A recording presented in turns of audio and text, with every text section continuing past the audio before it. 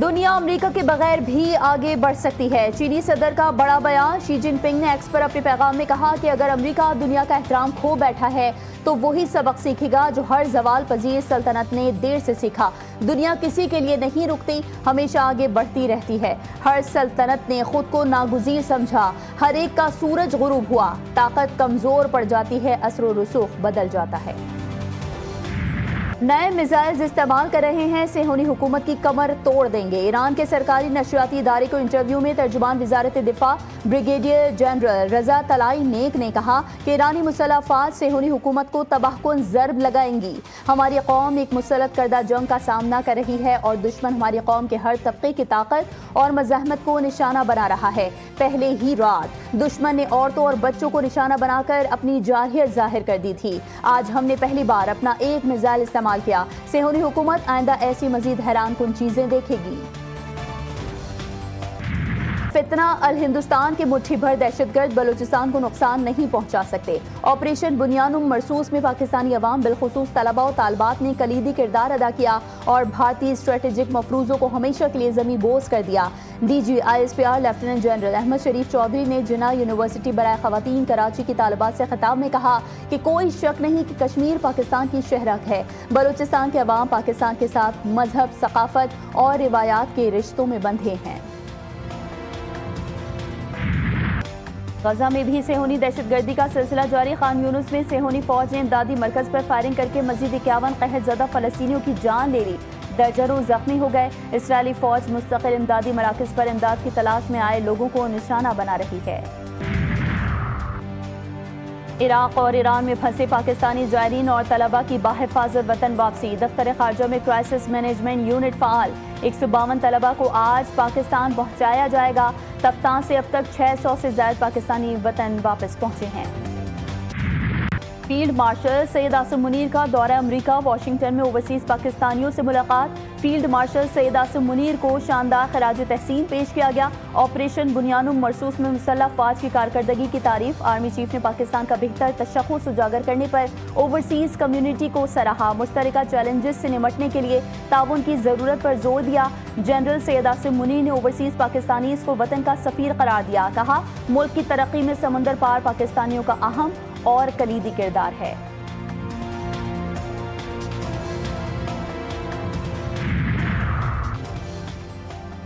بلوچستان کا مالی سال 2025-26 کا 1055 ارب روپے سے زائد حجم کا بجٹ پیش۔ پی ایس ڈی پی کے لیے 249.50 ارب روپے مختص۔ آئندہ بجٹ میں غیر ترقیاتی بجٹ کے لیے 682 ارب مختص کیے گئے۔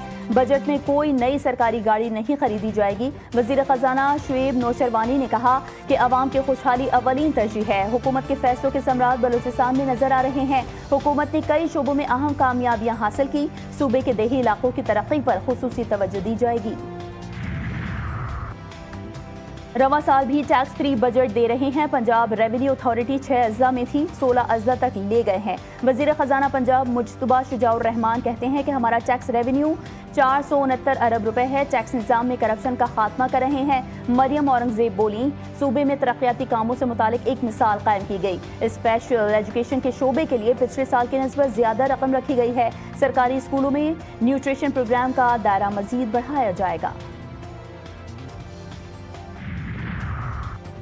وزیراعظم شہباز شریف کی زیر صدارت اجلاس۔ پاکستان ریلویز کی اپ گریڈیشن اور ریکوٹک تک توسیع کے اقدامات کا تفصیلی جائزہ۔ 2028 تک ریکوٹک کو ریلوے نیٹ ورک سے جوڑنے کی ہدایت۔ بلوچستان میں روزگار کے مواقع بڑھانے اور ملک کی معیشت کے لیے ریلوے کو ریڑھ کی ہڈی قرار دے دیا گیا۔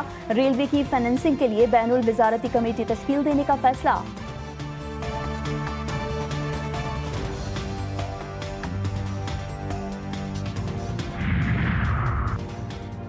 سینٹ اجلاس میں وزراء کی عدم حاضری، اپوزیشن لیڈر شبلی فراز کا شدید احتجاج۔ وزیر خزانہ کی غیر موجودگی پر سخت تنقید۔ وزیر قانون سے تلخ کلامی۔ حکومتی اراکین کا موقف اور چیئرمین سینٹ کی ثالثی کے باوجود عوام اور تاجروں میں مالیاتی پالیسیز کے حوالے سے تشویش میں اضافہ۔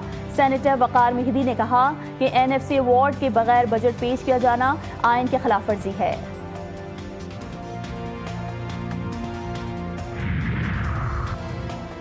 ہر مشکل وقت کے لیے تیار، تمام تر تیاریاں مکمل۔ امریکہ نے یقین دلایا کہ پاکستان کے ساتھ اسٹریٹجک معاہدہ ہو جائے گا۔ یو ایس ٹیرف پر امریکہ سے بات ہوئی ہے۔ وزیر خزانہ محمد اورنگزیب کہتے ہیں ہماری ایکسپورٹ انڈسٹریز آگے بڑھیں گی، ہم ایڈیشنل سیکٹرز کے لیے فنڈ کریں گے۔ بانی پی ٹی اے سے اڈیالہ جیل میں عظمیٰ خان اور نورین نیازی کی ملاقات۔ نورین نیازی نے کہا آج بانی سے بڑی مشکل سے ملاقات دی گئی۔ بانی نے احتجاجی تحریک کو 2 ہفتوں کے لیے مؤخر کر دیا ہے۔ عظمیٰ خان بولیں بانی نے احتجاجی تحریک عالمی حالت کی وجہ سے مؤخر کی ہے۔ چچا بھتیجی اور پیپلز پارٹی مل کر عوام کو دھوکہ دے رہے ہیں۔ سندھ میں کچے اور پکے کے ڈاکو مل کر حکومت کر رہے ہیں۔ امیر جماعت اسلامی پاکستان حافظ نعیم الرحمان کی تنقید، کہا صوبوں کا اربوں کا تعلیمی بجٹ کرپشن کی نظر ہو جاتا ہے۔ سندھ کے سینئر وزیر شرجیل انعام میمن نے بھی کرارا جواب دیا، بولے ہر سال بجٹ پر سندھ حکومت پر الزامات لگانا حافظ نعیم کی پرانی عادت ہے۔ نورہ کشتی کا الزام دراصل حافظ نعیم کی اپنی سیاسی بے وزنی کو ظاہر کرتا ہے۔ اسلام آباد ہائی کورٹ ججز کے ٹرانسفر اور سینیورٹی کا کیس سپریم کورٹ کے 5 رکنی بینچ نے کابینہ اور وزیراعظم کے اختیارات پر سوالات اٹھا دیے۔ جسٹس محمد علی مظہر نے پوچھا کیا مصطفیٰ ایمپیکس فیصلے کے بعد آرٹیکل 48 میں وزیراعظم کا کردار غیر مؤثر ہو گیا؟ عدالت نے وکلا سے چیف جسٹس ہائی کورٹ کے فیصلے میں غیر قانونی نکات کی نشاندہی نہ کرنے پر تشویش ظاہر کی۔ جسٹس صلاح الدین نے ریمارکس دیے کہ فیصلے میں کوئی غیر آئینی نقطہ دکھائی نہیں دیا۔ ایڈوکیٹ فیصل صدیقی نے دلائل میں کہا یہ ایسا ہے جیسے اندھا آدمی اندھیرے کمرے میں چھپا ہوا سوراخ تلاش کر رہا ہو۔